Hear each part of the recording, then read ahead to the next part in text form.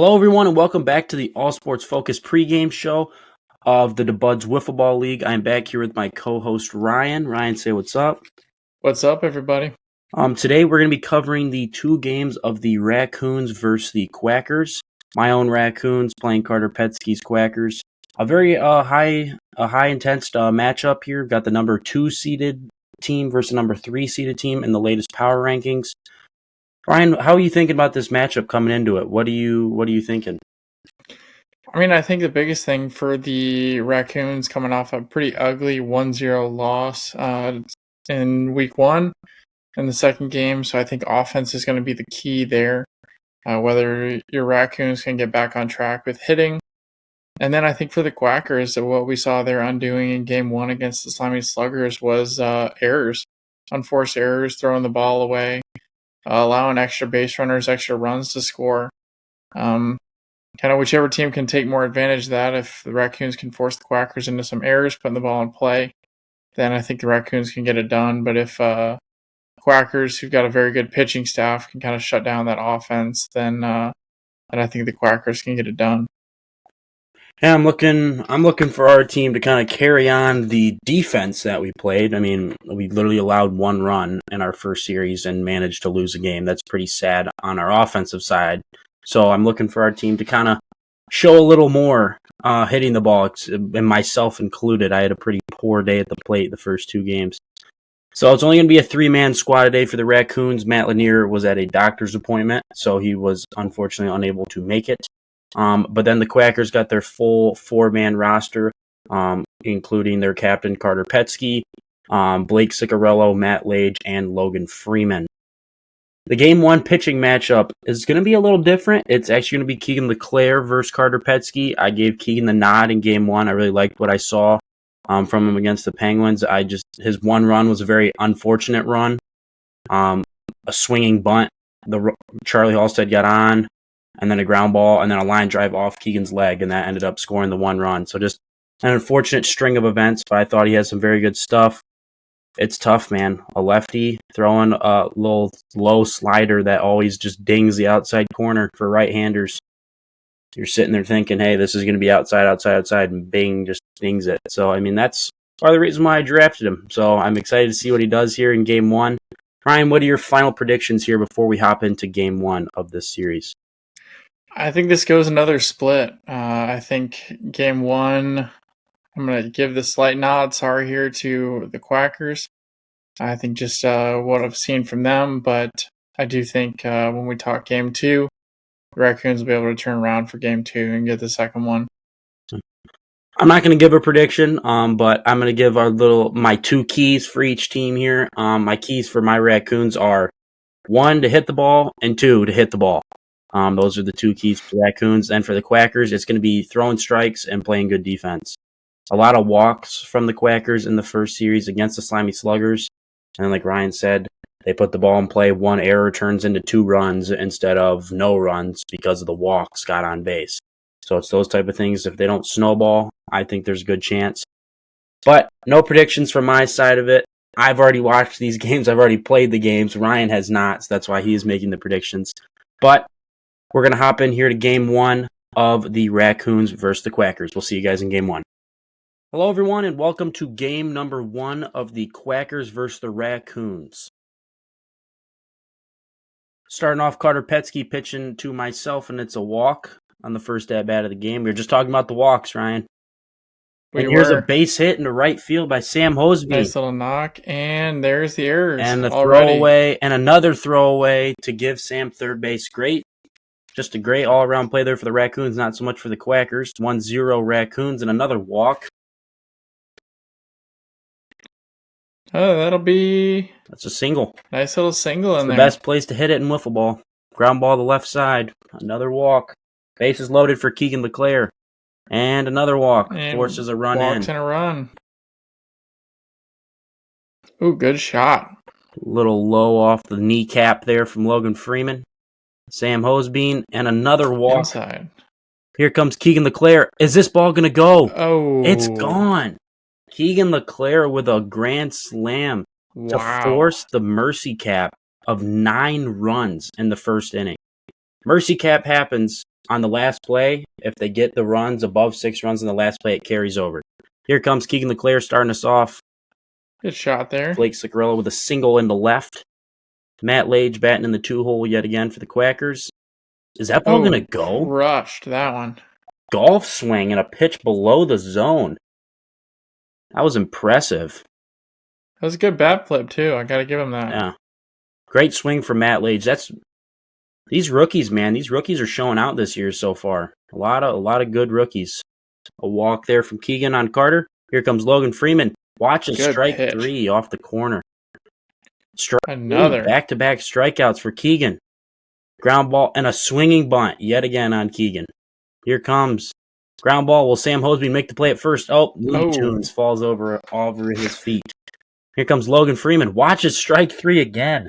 Good pitch. 9-2 after the first inning. Raccoons lead. Gets out of trouble after that first home run. And Keegan standing in the frame. Oh, my goodness.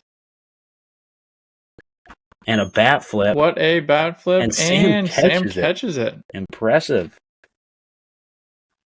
I do have to say, everybody, please focus on the celebration here. Oh, gosh. I can't remember. Oh, Jesus. That's a bad look for the Raccoons. And a nice swing from Hazelpoff there. Very nice.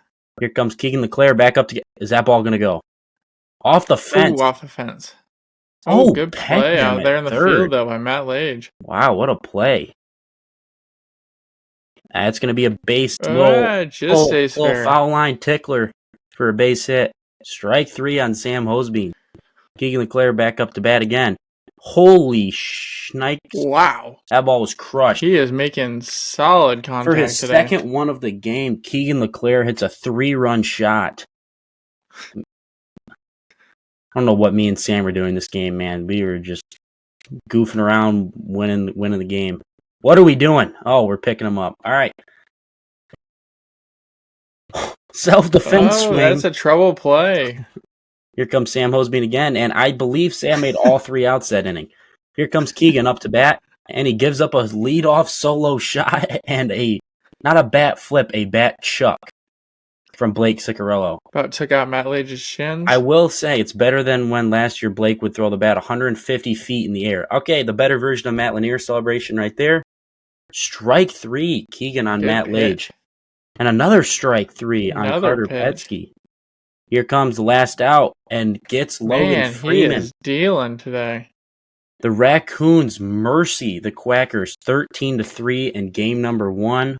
Hello, everyone, and welcome back to the All Sports Focus post-game show of the Buds Wiffle Ball League. You already know it's me and Ryan, my co-host. So we're talking Quackers and Raccoons game 1. I'm not trying to toot our own horn here, but what did we say in the pregame show? We needed to hit the ball, and we did exactly that. We put up 13 runs in 2 innings off the Quackers ace, Carter Petsky. Ryan, I'm going to let you take the show, though. What did you like out of the Raccoons there in game number 1? I mean, I'll hand it to you. You did everything that I said you needed to do, and I'll admit that I was wrong. Keegan was dealing today on the mound, and really, besides the one home run in the first inning that gave him the 2 runs and then a solo shot, held him very well. So I thought the Raccoons came out from the beginning swinging hard and put the ball in play. And batter 1 and 2, we saw them commit errors, and you end up with runners on 1 runner scoring and a runner on third, just like that. So exactly what we were saying, that you can't have a bunch of walks and you can't have a bunch of errors if you're the Quackers, and they did both of those, and it bit them in game 1. So the anticipated pitching, I wouldn't say anticipated, but the predicted pitching matchup here is myself versus Matt Lage here in game 2. Ryan, what are you liking for game 2 here for the Quackers, what they need to do to get the series split? Yeah, I mean, I think it's the same as game 2 of the Slimy Slaughter series, where they were upset game 1, a lot of errors, a lot of walks. We saw them turn it around in game 2. We saw them dial up the strike zone, be a lot more consistent there, not throwing the ball away as much. I think that's really the biggest key. We know that they can put the ball in play. We know that they have the offensive capability there. It's really just not giving it up on the defensive side. And so I'll really be looking for Matt Lage to try to work that strike zone, force the Raccoons to put the ball in play. So then, flip side of it, what do you think the Raccoons need to do to get the series sweep here over the Quackers? I mean, I think just continue hitting. Obviously, you're bringing in the reigning Cy Young and league MVP to pitch game 2, which is always a great thing to have in your back pocket after winning game 1 in a mercy rule. So I feel confident there coming off the mound that you'll have consistency on the defensive side. But we saw a lot of offensive drop off in week 1 from game 1 to game 2. So gonna look to keep that consistency there. Yeah, I'm gonna be very open about my managerial decisions. I was actually gonna pitch game 1, but then when we put up a 9 spot in the first inning, I said, you know what, Keegan, you're gonna go out there and pitch. You got a 9-run lead. Don't blow this. And he did exactly that. So it's always nice when I get to wait for myself to go game 2 against the other teams, not number 1. Creates a little unfair matchup. I'm not trying to talk crap about Matt Lage, but I mean, let's be honest. Carter's their ace. Everybody knows that. But should be very interested. Ryan, what is your last second predictions here for game number 2? I mean, I've got to stick with my prediction. I said Quackers game 1, Raccoons game 2, so I think I'm going to stick with Raccoons game 2 here. You got a score prediction, or I'm going to put you on the spot? I don't think it's a mercy. I think it's closer. I'm going to say like 6-4, 6-3, something like that. All right. Well, there you go. Those are our thoughts from game 1 and our thoughts on game 2 here, and we're going to get into game 2 in just a second. Hello, everyone, and welcome back to game number 2 of the Quackers versus the Raccoons. Pitching matchup is Andy Barlow versus Matt Lage. Oh, did Blake Ciccarello just hit a leadoff bomb? Nope. Warning track. Strike 3 on Matt Lage. 2 outs quickly for the Raccoons. Just outside. Strike 3 on Logan Freeman. Andy Dillon in the first game. Ground ball the pitcher. Out. Here comes Sam Hosbein. Strike 3. Obnoxious leg kick probably threw him off there. Oh, Keegan LeClaire again. Keegan LeClaire keeping up the hot streak from game 1. The 3rd home run on the day for LeClaire. Swinging the bat well in that 3-hole. Might have found his new home in the batting order there in the 3-hole.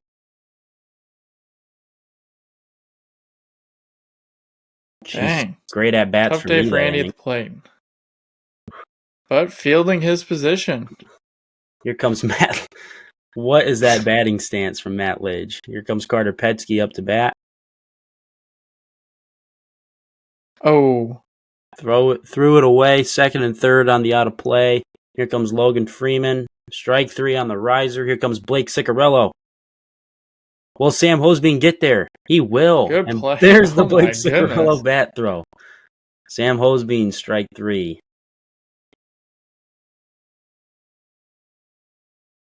And no Keegan way. LeClaire with an absolute bomb. Gosh. Number 4 on the day. That is insane. I mean, the kid is just swinging it, and it's just Andy lifting up Keegan this time. No Sam. Oh. That was a good attempt by Matt Lage there. And what are the Quackers doing? They're just letting myself run to third base. Here comes Sam Hosbein. Oh, wow. Is that gone? And it's into the truck for a home run. That play was under review. Should be a bonus point if you hit it into the truck. Oh, what a play. Review that. What a play at first, though. Review that. That was we're going back. Oh, home run, and Keegan standing in the frame. And and a bad spike from Hazelpoff. Those 2 home runs, my own and Sam's, went under review for fair foul. That's why you did not see the trots, but they were home runs. And I don't want to take away that play from Matt Lage to Logan Freeman at first base. That was a hell of a play. And a base hit by Keegan. The Raccoons are swinging it. Oh, and it tipped the inside corner. 6-0 Raccoons after the second. Going in the top of the 3rd here. Strike 3 on Matt Lage. Strike 3 on Carter Petsky. Will this do it for the series? Sam Hazelpoff comes in for 1 at-bat and walks in 4 pitches. And I'm coming back to the mound. Here we go against Blake Sigrello, and he chases a riser and a bat throw, and that is going to do it. With a final score of 6-0, the Raccoons beat the Quackers. Welcome back to the All Sports Focus post-game show of the DeBuds Wiffle Ball League. Me and Ryan here, back talking Game 2 of the Raccoons and Quackers. Raccoons sweep the series with a final score of 6-0 in Game 2. Ryan, what'd you like all around from the Raccoons that series? I mean, I think you got to talk Keegan LeClaire, a very, very early favorite, I would say, for Player of the Week. Swinging the bat off the chain this whole day today. 4 home runs, a couple other base hits, was just dominant at the plate. And then really, Quackers never got anything going, really couldn't get much offense off your pitching. And really, the only base runners they got was when Sam came in and walked 4 pitch straight walk, and then end of the game. Yeah, but I think they had more travel with Blake Sigrello's bat than they did the actual ball all day. So for sure, our player of the series is Keegan LeClaire. Just all around dominance on both sides of the ball. Only 2 innings pitched in the first game. Don't have the exact number of strikeouts because I have his season stats.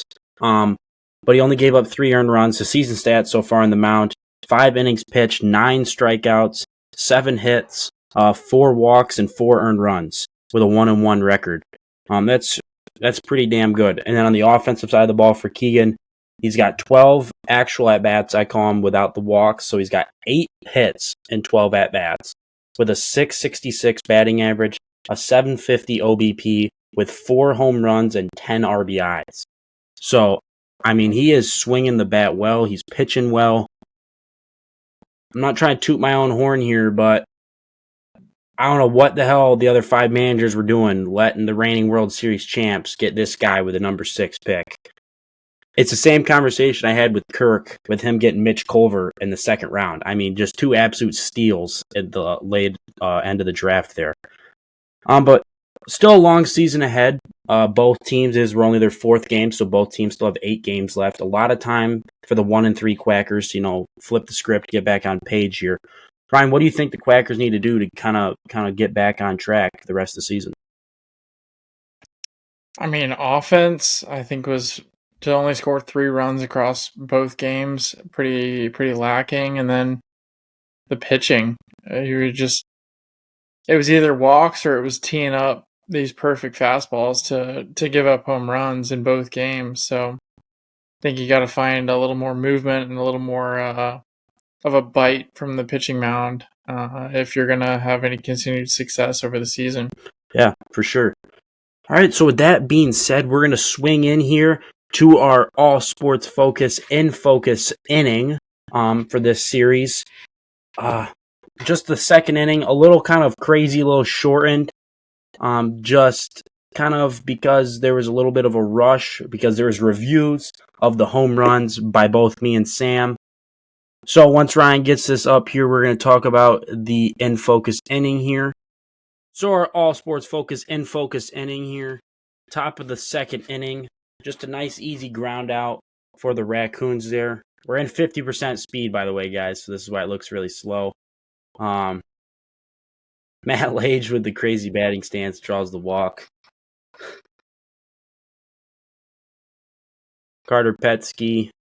Knuckleball. You can really see the movement on that ball when it's at 50% speed. Yeah. I don't know why I went for the peg there. That was such a terrible choice. I should have just thrown it to Keegan. But they get second and third.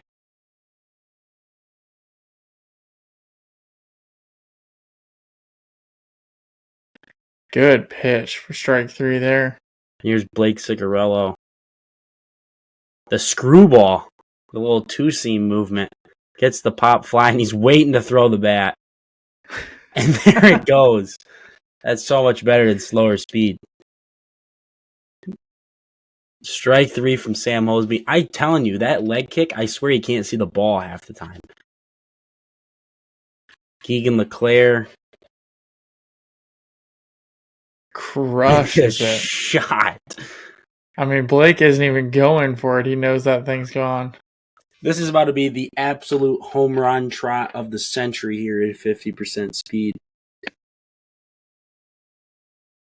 This will be the only home run trot you guys see of the inning because the Quackers wanted to argue both me and Sam's was fair or foul. So I think Sam's made it on there. I think it was only yours that didn't. Okay. Well, that was the start of a long inning for the Raccoons.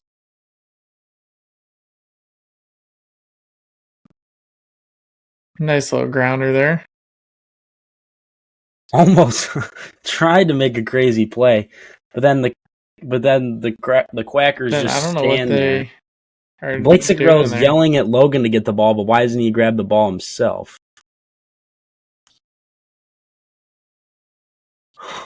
That was a major error there. And here's the shot into the truck. I had the windows down, and Sam Hosbein hit it into the truck. And Keegan, this was the craziest play. This might be the play of the year. That literally might be the play of the year from Matt Lage to Logan Freeman. That was amazing. And then Andy's turn. Crushed again. Keegan yet again standing in frame. And Sam. And bat spiked their own bat to try and break it. Make that make sense, guys. That one, no review was needed as that was a dead center pole. Man, what an inning. And that was the mercy cap for the inning. So, what a great inning there for the Raccoons for the... Maybe that wasn't the mercy for the inning. Maybe that was only 5. I think that was only 5. Yeah, it was only 5 because they only got 6 total. So... Yep. And here's Keegan LeClaire with a hard base hit up center field. Almost another home run. About 3 feet away from another home run, I would say. I don't know what Blake Ciccarello is doing, sprinting into home. And then here I come up to bat, and I take a great pitch from Matt Lage off the inside corner. And that is our all sports focus in focus at, not at bat, but our inning. So, with that being said, that is going to wrap up the post-game show here. Ryan, any final thoughts here of this 2-game series? I don't think so. This was about as good of a showing as you can get from the Raccoons, and a pretty weak showing from the Quackers today. Yeah. All right. So with a final score of 13-3 in the first game and 6-0 in the second game, that's going to wrap up our videos here of the Quackers versus the Raccoons. And the next series coming up is the Penguins versus the Slimy Sluggers. So we'll see you guys then, and we hope you guys enjoy the rest of the season.